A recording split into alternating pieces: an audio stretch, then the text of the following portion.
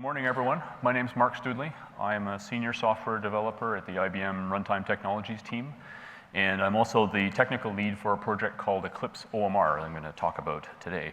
When I was here last year, I came to talk about a set of secret experiments that IBM had been performing to look at migrating some of the core technology from our J9 Java virtual machine into other language runtimes like Ruby and Python. And capabilities like method profiling, scalable garbage collection, and high-performance just-in-time compilers. And we thought those experiments were successful, and so at the end of the talk, I indicated our intention to create an open-source project and community around those components so that they could be leveraged by all kinds of different language runtimes. And so I'm back this year to give you a little bit of an update on where we got to. We obviously created that project. It is the Eclipse OMR project at the Eclipse Foundation. And I'm also going to do a bit of a technical deep dive into some of the just-in-time compiler technology that we've been building alongside this project.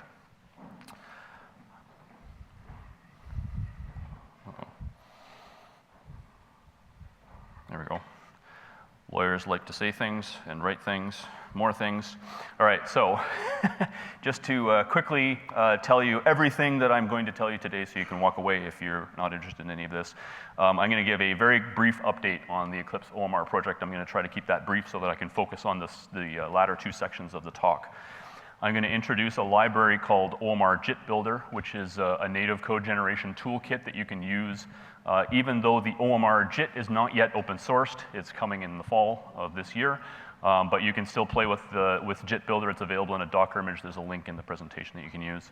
And I'm going to show some experiments because I know that you guys are, from the Java community, you're primarily interested about what you can do with Java. So I'm going to show some experiments that I did to pull the JIT Builder library, which is a C++ library, into Java so that you can actually use it alongside a JVM.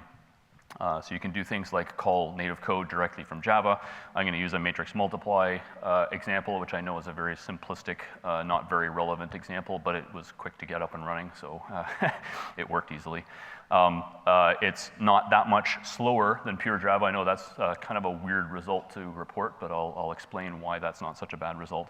And then JIT Builder also has some support for vectorization, so I'm going to show how you can vectorize that matrix multiply very simply, but by adding a few words here and there, predictably the word vector, and it improves matrix multiply performance by 40% just by doing that. So it's a pretty good story, we think.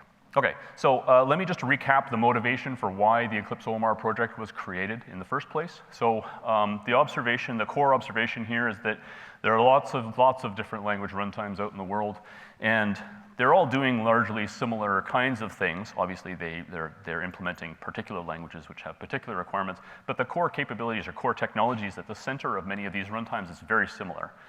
But they've been implemented completely differently because they've been built by different people who are trying to achieve different things. And what that means is that if you invest a lot of work in improving one runtime, you get almost no carryover into other language runtimes, and that's a big problem for IBM. We've spent decades improving our IBM J9 JVM, and it's had little or no carryover into other language runtimes. And so the prospect of picking up that work and doing it in a number of other different language runtimes isn't very attractive to us.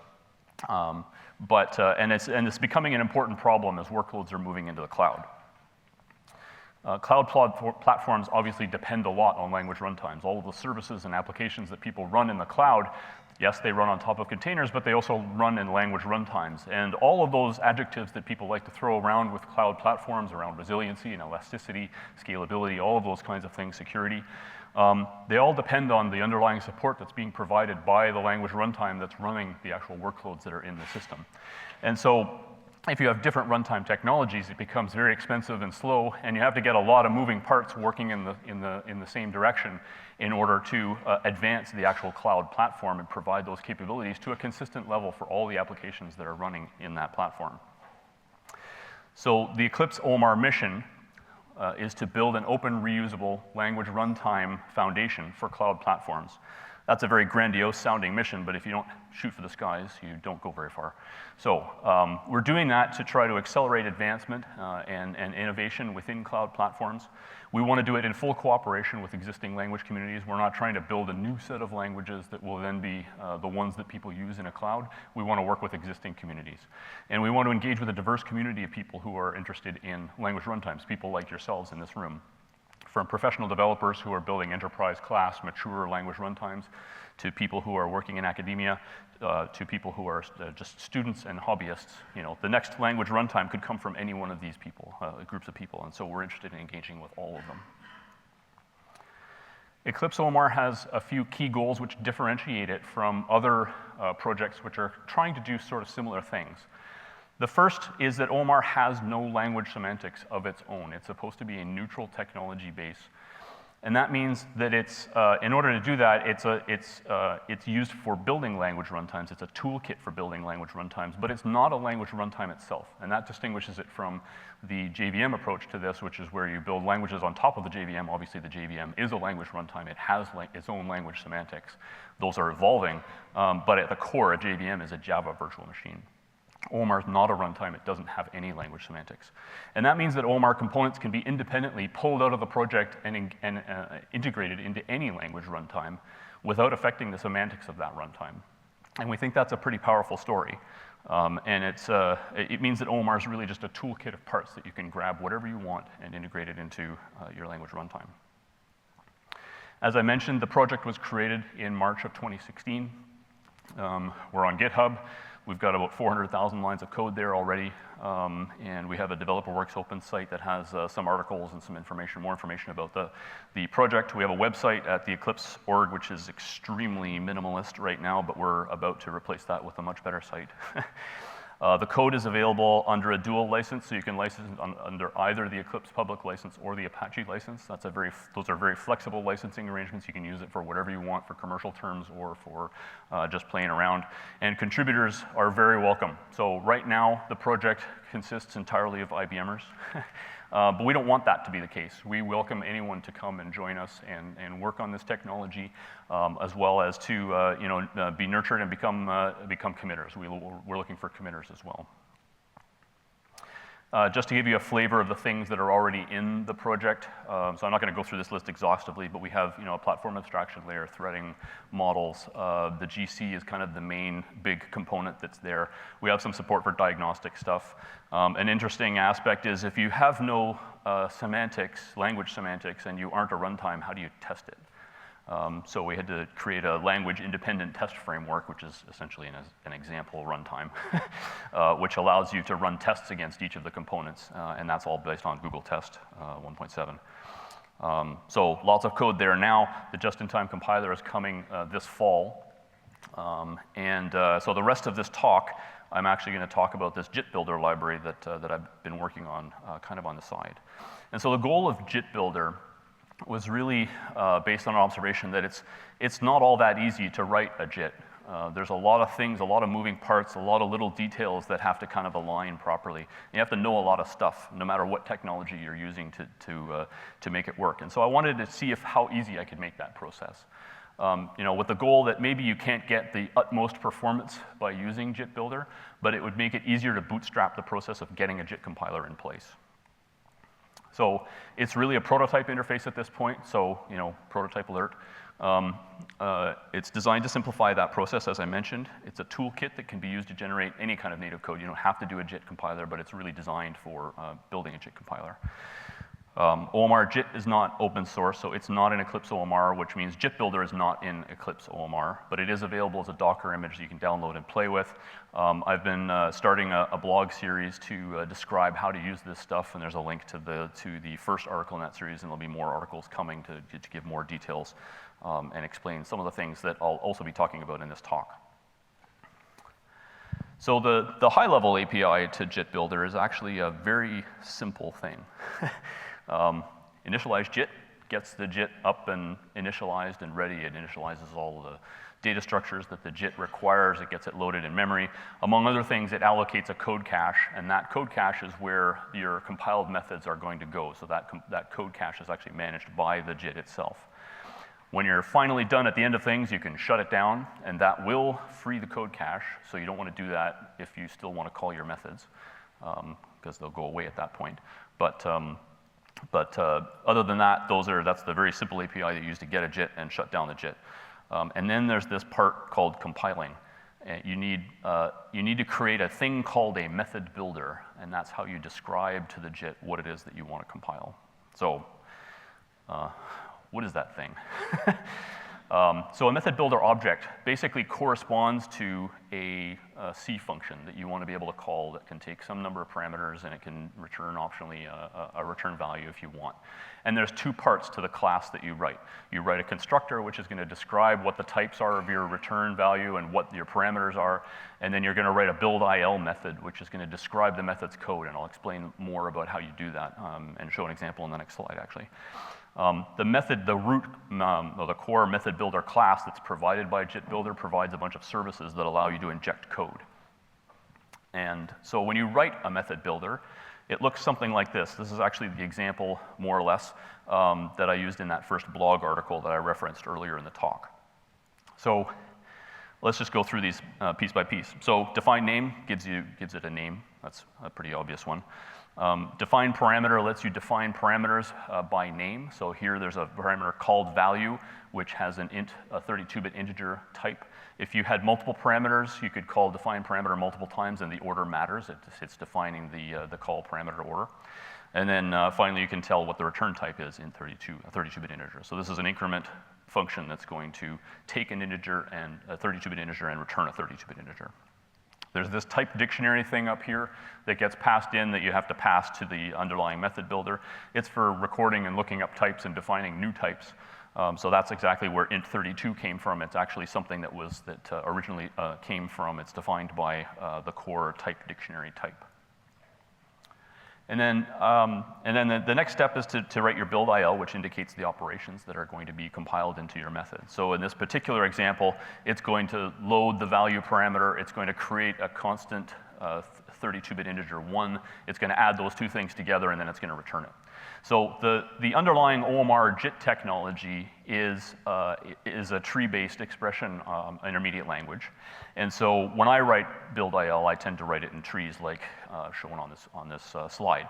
But just as validly, you could write it in, say, an LLVM IL-like form, or you could say, T1 equals load value, T2 equals constant 32 of 1, T3 equals add T1 of T2, and then return T3. Right? It's equally valid. I find it a little bit more verbose, but it works just as well. It's kind of whatever works for you.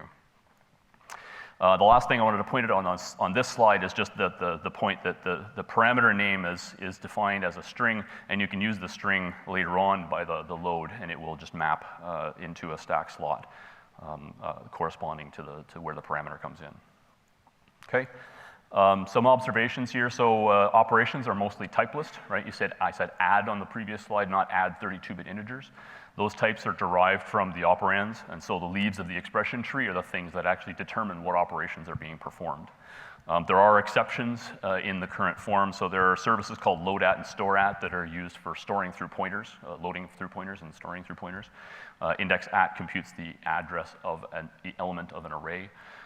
Those ones at this point you have to provide types to, but in future I'll probably remove that requirement. Types for parameters and locals can be defined in the constructor, or the first time that you store to a variable, the first time it's referenced, the type of the operand that you store into it will determine what the type of that local slot is for all future uses. So if you need a different type, you need to define a different thing. If you want to do control flow, you need to use a different type of concept called an IL builder. So a method builder is actually a special case of IL builder. IL builders correspond to a particular code path. A method builder is a code path that takes parameters and returns a value. But an IL builder can be any kind of control flow path. And so in this example, I'm going to create an if-then-else construct. So I'm going to create a builder for the then side of the if, and a builder for the else side of the if, and then a service provided on IL Builder called if then else can connect together those two builders into an if then else structure using a condition like less than or A is less than B. It will execute the code that's in the then path, otherwise it will execute the code that's in the else path. And then you have to inject code operations into each of these paths independently. So this code shows injecting code operations into the then path, and it's going to store, obviously, the value 1 into T. You can do the same thing on the else path. This is going to store 0 into T. And then any path, any code that you inject not into a specific builder is going to follow the if then else merge point of the if. So this code that returns T is going to either return 0 or 1, depending on whether T was set to 0 or 1 in the then path or the else path. And in fact, you could inject those code operations into the else path too if you wanted to and just have the else path return. You can really do anything you want here. It's a matter of which builder you inject the operations, which builder object you inject those operations into. You can do other kinds of control flow, for loops, while loops, do loops. This is very C-like kind of structures, but you can do variants that count up and down. You can do breaks and continues, all the sort of usual types of things. You can do an unbalanced if. You can do switch statements, etc. I mentioned the type dictionary before. It's a way of managing types. So you get a set of primitive types that are based on the underlying primitive types of the OMR JIT compiler, which is showing its Java heritage here in the set of primitives that are actually available, right? 8, 16, 32, 64-bit integers, floating point, doubles. There's actually an address type as well, which you shouldn't use directly.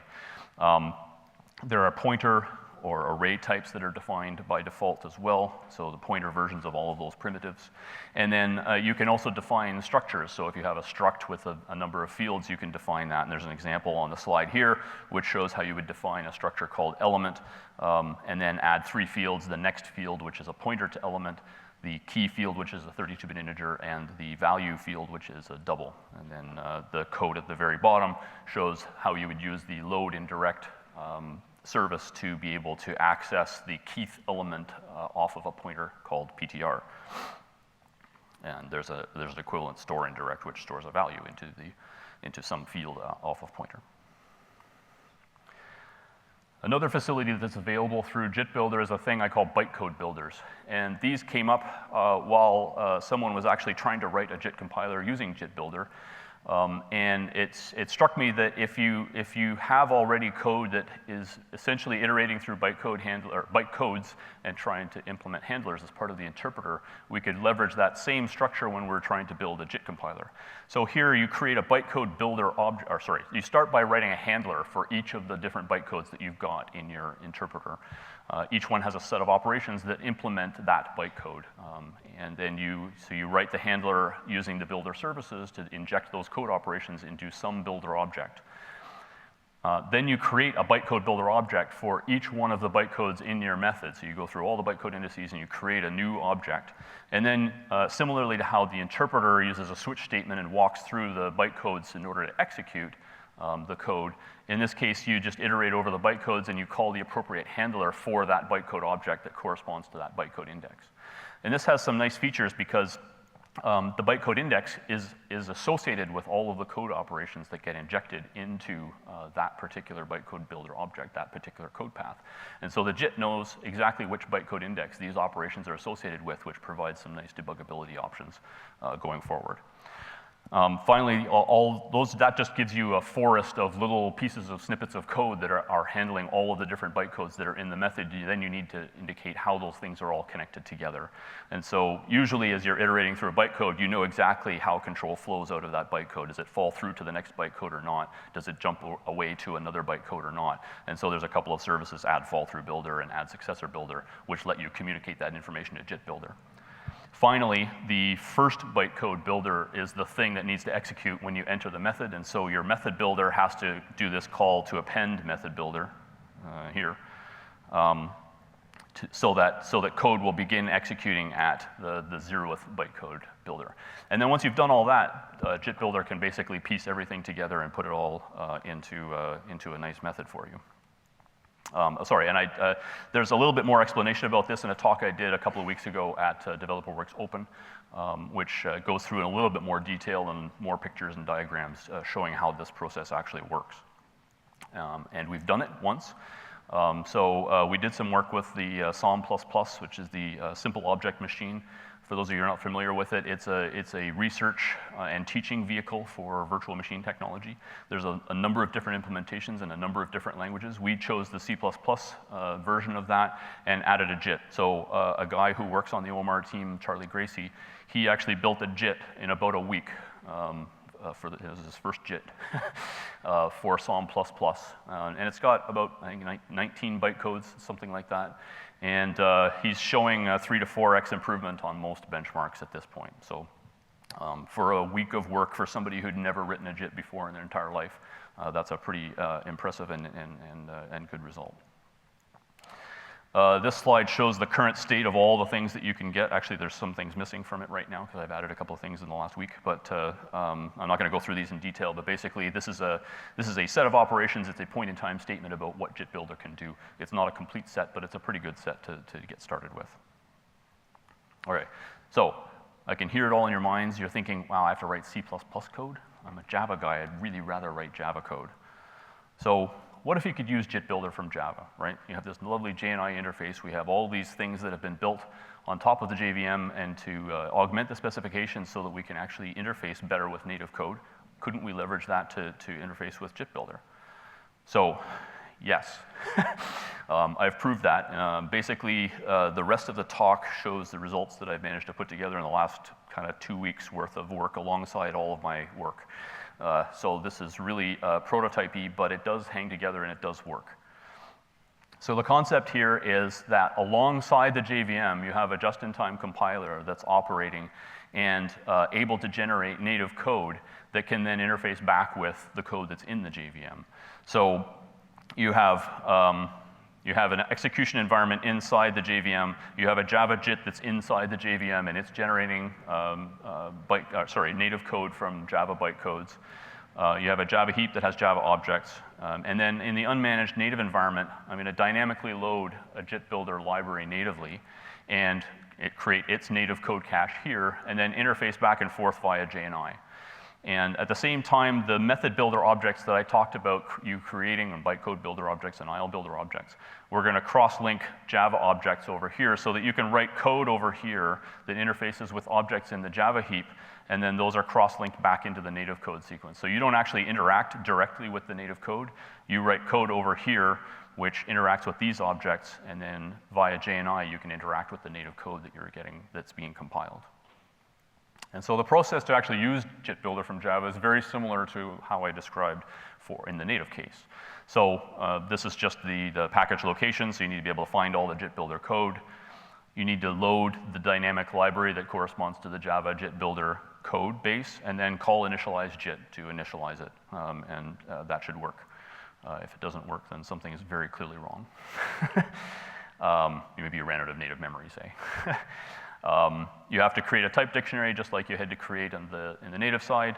You have to create a method builder object, write a method builder class that defines what thing you want to compile, and then you have to create an object that corresponds to the method that you want, which is the method M here. When you want to compile it, you just call the compile function on matmult here, on your method builder object, and that will give you back a method handle, which you can then invoke as many times as you want, passing parameters directly from Java. So this is all Java code that I'm showing here on this slide. There's no native code that's happening here. And then finally, when you're done, you shut down the JIT, and same caveat, your native code will disappear when you do that because the native code cache will be freed. So the example that I'm going to show here is matrix multiply. I know that's a pretty weak example, but it was a simple one to get up and running. As I said, I started working on this 2 weeks ago, so I didn't have a lot of time to put together a lot of stuff. So here's the constructor for the matmult method, which defines the name as matmult. It has 3 parameters, C equals A times B, and the matrices are going to assume to be square with N as the parameter. I could probably get that from an array if I wanted to, but I decided to do a comparable native versus C implementation of this. And it's not going to return anything, so the return type is no type. Now, there's a little bit of a difference here. I didn't talk about array parameters on the native side because it didn't actually matter on the native side if the parameter was an array or not. But when you're working with Java, you have to make sure that you're doing the right things via JNI when you're working with the data that's inside an array, because you don't want GC to go and move your object when you're dorking around with the elements inside the array. And so there's a bit of a ballet that happens at the beginning of the method and at each return point that does the calls to get the array elements via the JNI function so that you can access the raw element data, and then on return to release that to communicate to the GC that it's okay for this object to be pinned or not, or to be unpinned, I guess. Okay. The innermost two loops, so this is the JIT Builder code for the n-by-n matrix. Hopefully you can all read it. So, so this is the J loop, this is the K loop here. So we're doing a for loop over an iteration variable J. This is going to be the builder object that we're going to store the code operations in the J loop. It's going to iterate from 0 to n by 1. Inside there I can access J as the index variable of this loop. I'm going to start off my dot product here by storing into SOM a constant double 0.0. Then I create my K loop, which is going to iterate over K from 0 to n by 1. And K loop is the builder object in which I'm going to store the body of the K loop. Inside there, I can access the iteration variable K very easily. Load2d is a function that I wrote. I'll show it to you on the next slide, which just basically does the index array calculation. I'm using A and B as single-dimensional arrays, so it just computes, I times n plus k as the index into those arrays and produces those values. Same thing for B of kj, and then this is just doing the dot product, right? So we multiply those two values together, add them, and then store it back into the SOM variable. And then finally in the J loop, when we're finished creating the dot product, we have to store that SOM back into C of ij. So that's it in a nutshell. Oops, sorry, wrong way. All right, so load2d and store2d is actually very similar. So it uses the load at and index at functions that I talked about earlier. So you can see here, there's an element address service that's used by both load2d and store2d. As I said, it's just taking I times n, adding j, and adding it to a. So there's no object header here. It's just indexing directly into the raw element data for some array a. And then in order to do a load at, in order to load the element that's at that address, you just do the load at, and if you need to store, you do a store at. All right, so how well does it work? This is the comparable Java version, just for reference here. I tried to do the fair thing and implement the exact same loop that I used for JIT Builder. This is the loop that I wrote in Java that does what the JIT Builder code does. And so I did a couple of experiments, which you already know the results of, but I'll go through it in more detail now. So the first experiment, I'm just multiplying some big double matrices. I chose big matrices so that they would take a significant amount of time. It would give the time for the JIT to warm up to see what code it was doing, as well as time to transition to the optimized code so that we don't have any sort of warm-up effects from JIT code. So there's plenty of opportunities to transition to optimized code. It's about 6 megs of traffic, so it does actually fit into the on-chip caches on the machine that I used. It's a big, massive 32-core machine on which I used one. So it's a little bit of overkill, but anyway, it worked. It was very quiet. It's one of our performance machines. And then I know you're all expecting, because I'm from IBM, you were expecting me to evaluate this using the IBM J9 JVM. Instead, I decided to use OpenJDK just for fun. So I measured OpenJDK 8 running the pure Java implementation, and then I used OpenJDK 8 using the Java JIT Builder implementation of the matrix multiply. And these are the results I got. So I did 20 runs of the matrix multiply. It's probably a little bit of overkill because obviously it kind of levels out pretty quickly. But nonetheless, you can see on the blue line is OpenJDK. The orange line is OpenJDK with the Java JIT Builder implementation of matrix multiply. So it's a little bit faster, OpenJDK with the pure Java version, and that's okay because the difference is only about 9%. And I'll explain on the next slide why I don't think that's such a big deal. One other important thing that I wanted to point out here is just that even in this example, there's a ramp-up cost for using the Java JIT compiler, it does take time for it to transition to the most optimized code that it can generate. And so it's only on the second run that you got the best performance that OpenJDK could do. Although I have to admit, even on the first run, it beat Java JIT Builder. So it's doing a very good job, but it's not getting to the best code that it can get, whereas Java JIT Builder is a lot more stable, and it can get code right away.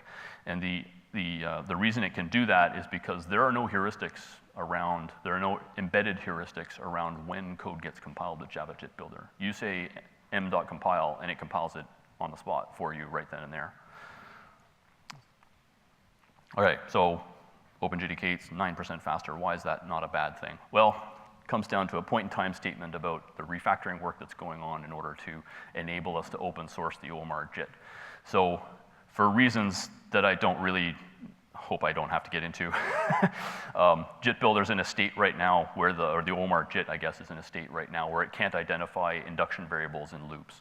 So for those of you who aren't familiar with the term induction variable, they're basically expressions that change as a linear combination of the index variables in loops. They're pretty important for doing loop optimizations. Many loop optimizations depend on being able to identify induction variables within loops in order to do anything. And so that is the case in the OMR JIT. And that means loop optimizations are basically disabled in the JIT Builder code. I'm assuming, and I think it's a pretty reasonable assumption, that the OpenJDK 8 JIT compiler is doing loop optimizations on the code that I've generated. Matrix multiply, it's 3 nested loops. I think it's also a pretty reasonable expectation that loop optimizations make a difference in this, in this benchmark. And I did actually verify that the index expressions that I expected to see in the inner loop of the JIT Builder matrix multiply are there. What I haven't done is verified that, that the OpenJDK Java JIT managed to do striding through the loop, so it's just doing a pointer bump inside instead of having to do the multiplies and the adds to compute the array index expressions. Okay, so 9% slower, okay, great. So let's try the vector support that's there in JIT Builder. I didn't talk about this yet, so let me just give you a quick description of what's there.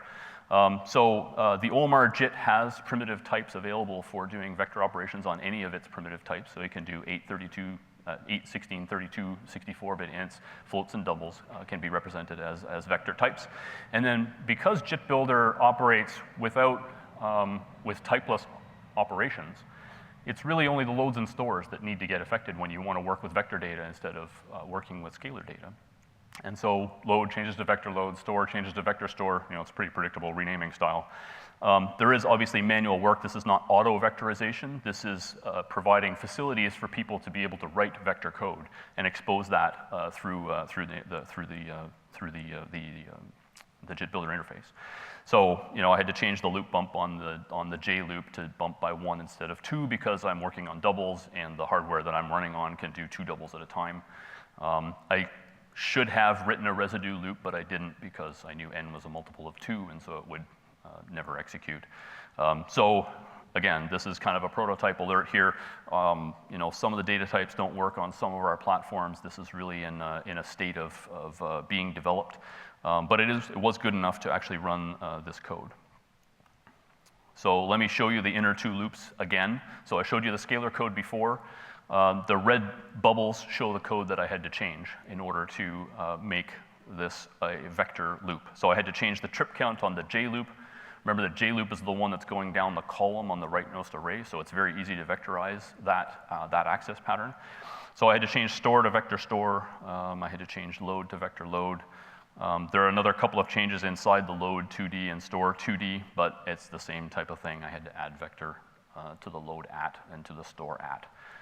So it's actually a very simple change that I had to make to the code. And so I think that's pretty easy. It's not much to it. And the result that I got is a pretty good result. It's not as good as I had hoped for, and I still have to dig into why the result's not as good as I'd hoped for. But it basically did improve the performance with JIT Builder by 39% over the original numbers, and that gets you substantially better than actually the pure Java implementation, because you're actually being able to leverage the instructions that are there in the hardware that pure Java doesn't let you, or doesn't let you from the implementation that I gave. leverage those instructions. You know, I know there's going to be more talks maybe later today and tomorrow that are going to talk about new facilities and new ways of accessing these types of hardware facilities. So it's really a point-in-time comparison. You know, I'm not comparing against any of that, those types of facilities. Okay. Just before I wrap up here, I wanted to talk a little bit more about sort of the strategy that I have around this JIT Builder technology. So it's really about creating an incremental story around investing in building JIT compilers. So similar to, I think it was John yesterday who was talking about the layered approach to accessing the power of the JVM. I want to build an incremental investment story for building JIT compilers, and JIT Builder is really kind of the introductory layer to that. I want to make it as easy as possible for someone to start writing a JIT compiler and get up and running. So the Bytecode Builders is one step towards that. It's designed to get you up and going quickly. The lower implementation layers on which the IL Builder and Method Builder and Bytecode Builder classes are built provide a much more granular control over what intermediate language is actually being generated and fed into the OMR JIT compiler. And so if you use those layers, you can actually do a lot cooler stuff. But it's at the cost of having to learn all the details of the OMR JIT intermediate language, which, I mean, it's not impossible to do that, obviously. It's not a super complicated intermediate language, but it does have its subtleties, and there are lots of details to get right, just like all compiler intermediate languages. So the experiments I showed here really show you how you could surface this technology within the Java ecosystem, because I know everyone's interested in Java here. But these bindings, you can create these for just about any language. There's no real reason why you couldn't surface JIT Builder technology in Ruby or in Python or in JavaScript or other places. It was, you know, if I add up the work that I spent creating the Java bindings to the point that they are at right now, it took me about 2 days of work. They're not complete, obviously, but the remaining work is really mechanical. You know, that 2 days of work included some help from a few other people. So Dan Heidinga, I know some of you know him, he helped me with the code to poof up the anonymous class that has the native method inside it so that you could call it via method handle. There are some folks on the JIT team that helped a lot with getting the vector encodings all set up so that we could generate the vector instructions that we needed to vectorize matrix multiply on x86 and so on. But largely speaking, it's not a lot of work to get that up and running and working, and it would work consistently from language to language to language. All right, so let me just wrap up. So the Eclipse OMR project, we created it in March. We have a mission to try and create an open reusable language foundation, runtime foundation. We're trying to build an open community. Everyone is welcome to come and share and discuss ideas, to share technology, to work with best practices. We have 400,000 lines of code in the project right now that give you access to mature enterprise-grade runtime technology, and there's more coming. The OMR JIT will be coming this fall. The JIT Builder code is available now. You can play with it. It's available in a Docker image. I have not yet made the Java JIT Builder code available, but I'll be doing that hopefully at the conference and make the Docker image available. And anybody who wants to follow me on my Twitter link, which I'll show on the next page, I'll be posting once I've got that up and running, and we'll point people at it. It lets you write your own JIT compiler. It's part of an incremental strategy to let you invest incrementally to bring just-in-time compiler native performance to your runtime. And you know, I showed Java bindings, but it could really be used for anything. And I guess I'll wrap up by saying everyone's welcome to join us, and I hope you will. And I'll just leave that up.